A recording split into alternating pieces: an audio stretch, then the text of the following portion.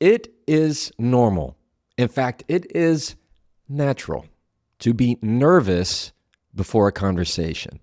But how do you handle that? What do you do to be less nervous? Or what do you do to make the conversation go more smoothly? Well, I have some ideas, and we're going to talk about that. You already know what podcast this is. Welcome to an early morning episode. This is during the book tour. I am doing this early before my kids wake up. So if my face looks like it's still waking up, it is. Just go to audio only if it's not working for you, because I'm trying to wake this thing up. Here's the thing. You listen to this podcast, and it means so much to me. And what I have found is that so many people listen, but they do not subscribe or follow the channel or whatever it is, or they don't rate it or review it. That really makes a big impact on me. And let me tell you why. Because when you subscribe or you follow, it tells that platform, hey, this is good content. People like this. So if you find value in my mission of trying to help people improve their conversation, I'm going to ask you to please subscribe or follow this. It's not a big commitment. It's not anything. It is just a click, a touch of the thumb. And if you ever want to unsubscribe later, you can do that. Not a problem. It means so much to me when you rate it or leave a review. It really does. I read them all. And it's a part of my daily routine, making sure that I am delivering what you want, because I am so passionate about what we're doing. Thank you very much. I appreciate that. Also, funny little story. At one of my book signings, I was standing there signing books. It was a wonderful, wonderful time with everyone. And somebody asked me, they go, "Are you wearing Cozy Earth?" And I said, "Yeah, I actually was." Cozy Earth, as you know, is a sponsor of this podcast. And I wear their stuff all the time because it is so doggone comfortable. I fly in it, and that's what I was wearing at the time. And people know from listening to my podcast. If you enjoy clothes that are comfortable, go to Cozy Earth, all right? I promise you, you will not be disappointed. Go to cozyearth.com/Jefferson. Use the code Jefferson for 40% off. cozyearth.com/Jefferson for 40% off. It made me laugh so much that that was the question. She came up to me and whispered, "Are you wearing Cozy Earth?" I was like, "Yes, I am. They're awesome."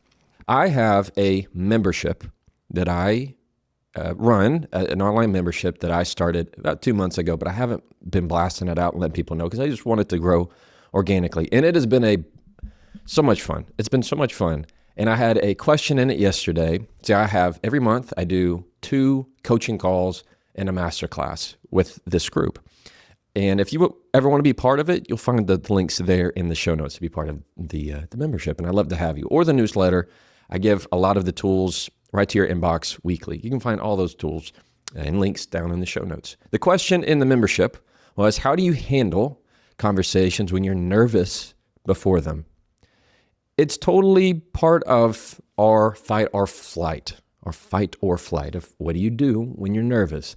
And here's what I want you to remember. This is what I want to go through in today's episode. Tell them whatever feeling you're feeling, get it out. So let's break it down into a traditional 1, 2, 3, right? We like those. I like those.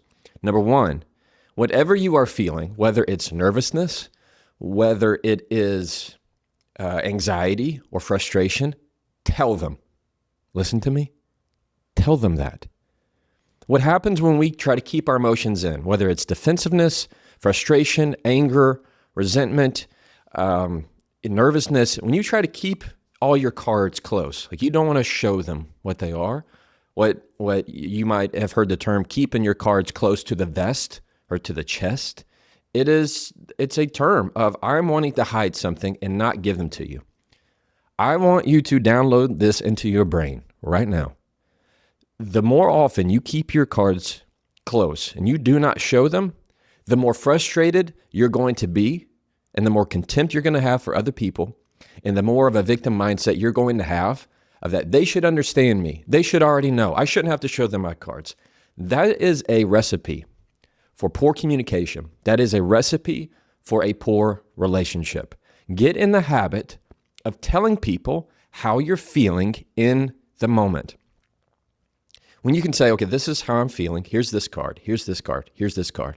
The other people, the person you're talking to, will also naturally say, well, this is what I'm feeling, and this is what I'm feeling, and this is what I'm feeling. And they start to lay their cards. I'm not saying you need to divulge your secrets. No.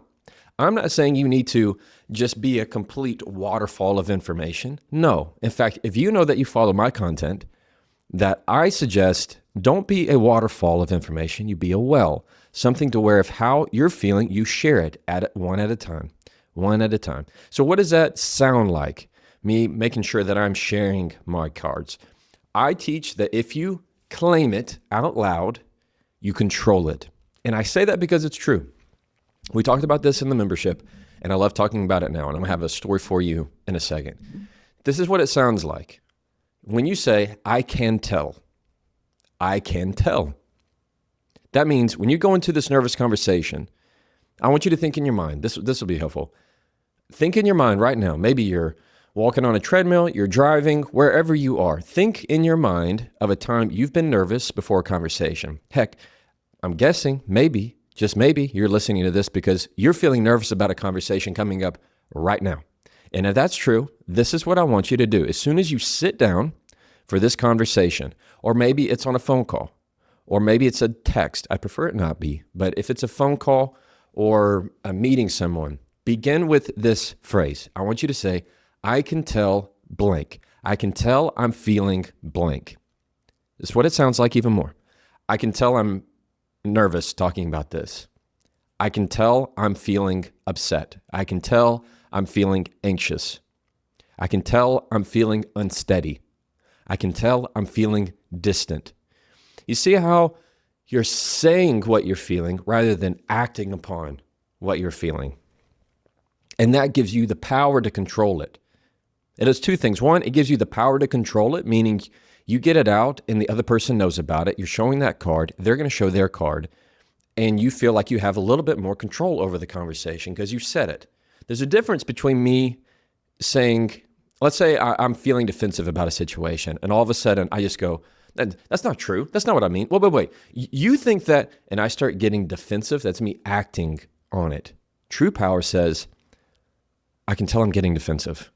As if I'm taking that emotion, that card, and I'm putting it on the table. And I'm pointing the person to that card on the table and say, that right there, that's what I'm feeling. It's not what I am. I'm not acting out loud. I'm not raising my voice. I'm not drawing out the spikes. I am, with emotional intelligence, pulling that card out, putting it on the table, and saying, that's the card that I have right there. What's your card? And that's what people do. They naturally want to reciprocate that every time. This is what I mean by reciprocate. Have you ever, for anybody who's a parent, in any situation, you've talked with a child comes to you and they're running and they're upset. You can tell they're upset about something. Do you as a parent go, what's wrong with you? Stop that right now. Go, what are you doing? Like, you don't even know the situation yet. You're just going, what are you doing? Get out of here. Go. I don't want to see this. No. I hope you're not that way. I hope nobody's been with you that way. Most of the time what happens is you lower your guard and you go, what is it, baby? Wait, what is it? What's going on? What's telling? You upset? Tell me. Like, you naturally, all of a sudden, want to regulate your system to match theirs. That's what happens in everyday conversation. When you can tell them I can tell I'm feeling nervous. Does the other person go, good, I hope you are nervous? Yeah. No, they don't.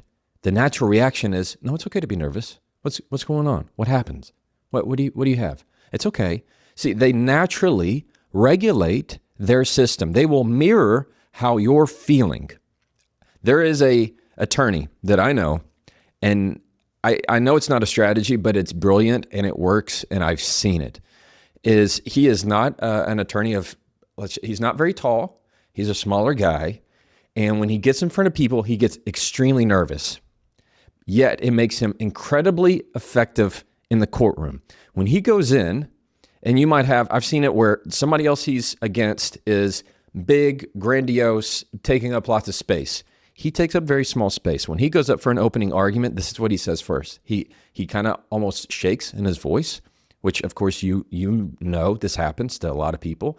Is he'll go, hey everybody, I just want to let you know I get very shy and nervous in front of other people, but that's not going to stop me from representing my client. You hear how everybody in the room starts to root for that guy. Everybody in the room starts to root for that guy. We as humans love to root for the underdog, don't we? When you see somebody performing and you can tell that they're nervous, everybody in the whole crowd just kind of starts to cheer for this person and root them on. That's what happens in little bitty moments of conversation, is we want them to do well. It's okay, get it all out. Let's talk about it. So when you can say, I can tell I'm feeling nervous about this, 9 times out of 10, I'd say even more than that, the other person will regulate their system and you'll have a much smoother conversation. And it's just more open. It's way more open when you can say, I can tell. I had a very good friend of mine, one of my closest friends. She had a call with a teacher for her son's school. And she used the exact same technique that I have talked to her about previously of, I can tell I'm nervous about this. I can tell I'm nervous about this conversation. I'm uneasy about this conversation. And you know what the person on the other line said? They said, no, it's okay. No problem. Yeah, let's just talk it out. No problem. It's like everybody starts to roll up their sleeve and say, okay, hey, let's just talk about this. And it pulls down their defensive. You see how that's way different than all of a sudden acting on that nervousness? Much more powerful. Number 2 that I really want to leave you with is this idea of when you try to use this phrase right here, when you say, I don't want you to take this the wrong way, but whenever you say that, I don't want you to take this the wrong way, but it is guaranteed they're going to take it the wrong way. It is guaranteed they're going to take it the wrong way. Hey, I don't want you to take this the wrong way, but I can promise you they are. I can promise you they are. What I want you to do is flip that to saying you're probably going to take this the wrong way. And they won't. Here's the magic of that.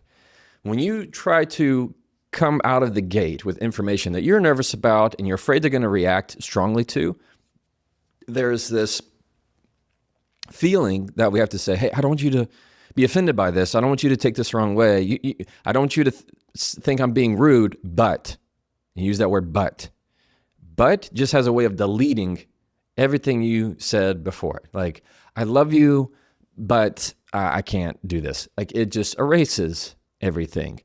Whenever you say, I don't want you to take this the wrong way, but they will take it the wrong way. It's all they're doing is it's telling their system of, you should take this the wrong way. But when you tell them this phrase, when you begin the sentence with, you're probably going to take this the wrong way, in their mind, they go, no, I won't. Like, we are so wired in our brain to contradict what you're telling me. I will want to think the opposite. If somebody says this is going to be a really difficult problem or difficult conversation, we naturally go, no, it's not. I'm going to make sure you know that it's not. I'm going to want to disprove whatever you say. We love the contradictory. We love to correct people. We love to prove that they're wrong. We like to show them that it's differently. And whenever you say, you're probably going to take this the wrong way, they naturally in their head think, no, I'm not. I'm not going to take it the wrong way because I'm going to prove you wrong that I'm not. I promise you it works because it takes advantage of that natural reaction that we have to want to correct people and want to prove them wrong. When somebody says, you can't do that, what's the first thing you think of when somebody says you can't? Oh, yes, I can. Just wait. Just watch. You will change your whole life trajectory if somebody says you can't do something just to prove them wrong.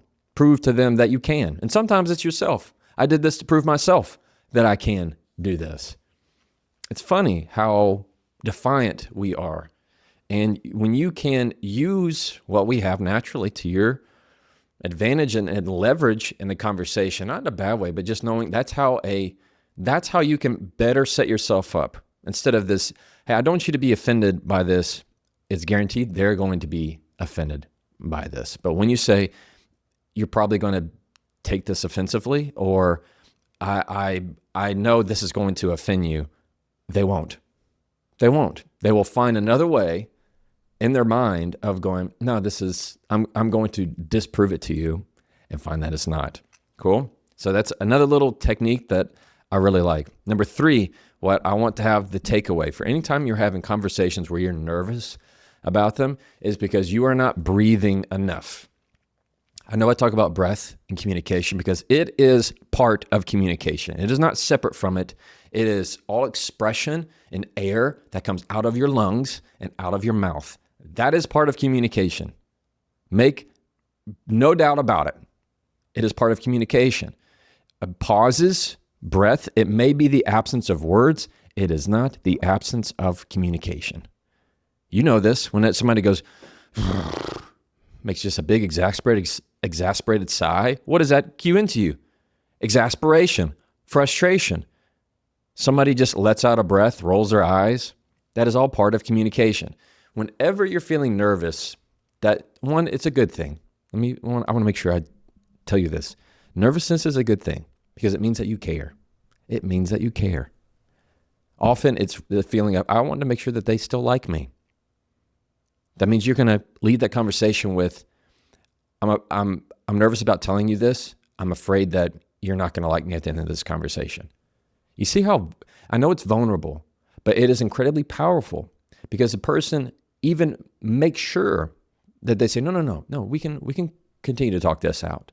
When you lower their defenses, they will regulate their system to match your frequency whenever you are forthcoming and honest about it.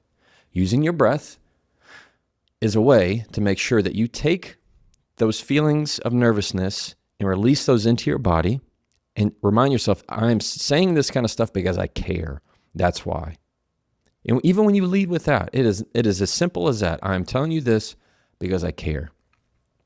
I'm telling you this because I want to have a good relationship with you. I am telling you this because. That's the phrase. I'm telling you this because. I'm telling you this because I love you. I'm telling you this because I am your friend. I'm telling you this because I care about you. You see how that's so much more honest and more putting your cards on the table than this idea of, look, I love you, but, hey, look, I think you and I are good, but blah, blah, blah, blah, blah, blah. Build them up in conversation to where they are on level footing to meet you eye to eye. And sometimes that means bringing them down. Nothing wrong with that. So next time you are in a conversation that you're feeling nervous about, I want you to understand it is totally natural and normal. All right. Number one, you're going to use the phrase, I can tell. I can tell I'm feeling nervous. That will naturally pull them down. Two, do not use phrases like, you may take this the wrong way, or don't take this the wrong way. I don't mean this is disrespect. I don't mean this is rude, but all you're doing is just making sure they are. Instead, label it as their own feeling, like their projection. You're probably going to take this the wrong way, or you probably think I'm being rude. That right there is going to make sure that they don't. And three, use your breath. Use your breath and say, I'm telling you this because. I'm telling you this because I care. I'm telling you this because I care about this company. I care about your leadership. I care about this organization. I'm your friend. I love you. Whatever it is, you're telling them why. It's laying that card down on the table. And when you do that, more often than not, they're going to start laying down theirs and you're going to have a better conversation. Cool? All right. Try that. And as always, you can follow me